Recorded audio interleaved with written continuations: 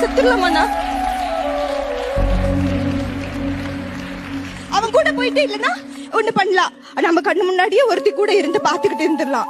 இல்ல அவங்க அப்பா அம்மா நாத்தனார் நங்கையார் எல்லாம் பண்ற எல்லாத்தையும் நம்ம பார்த்துட்டு அமைதியா இருந்துடலாம். ஒண்ணு நடப்பணமா இருக்கணும், இல்ல செத்துடணும். என்ன பண்ணலாம்? வெளியே வந்துதானே ஆகணும். இங்க நான் உங்க முன்னாடி வந்து நிக்கிறேன்னா நான் அந்த சுச்சுவேஷன்ல இருந்து வந்திருக்கேன்.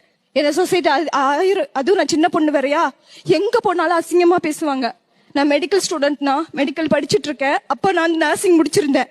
ஒரு ஹாஸ்பிட்டல்ல போய் வேலை கேட்டேன். பாப்பா வச்சுட்டு கோவிட்ல டியூட்டி வந்துருச்சு. ஒரு ஹாஸ்பிட்டல்ல போய் வேலை கேட்டேன்.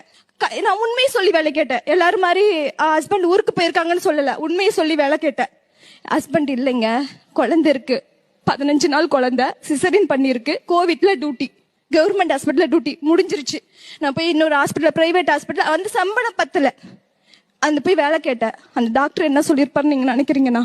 இந்த இடத்துல சொல்றேன், அம்மா உனக்கு நான் 40,000 ரூபாய் சம்பளம் தரேன், நைட் டியூட்டி மட்டும்தான், எனக்கு பியாவா வேலை பார்க்கணும், எல்லாமே வேலை பார்க்கணும். 3 நாள் டியூட்டி போனேன். 4வது நாள் கை வச்சான், 5வது நாள் அடிச்சுட்டேன், வேலையை விட்டு தூக்கிட்டான். ஆனா அந்த மாதிரி சொசைட்டி எப்படி பாக்குதுங்களே, நீங்க சொல்லுங்க.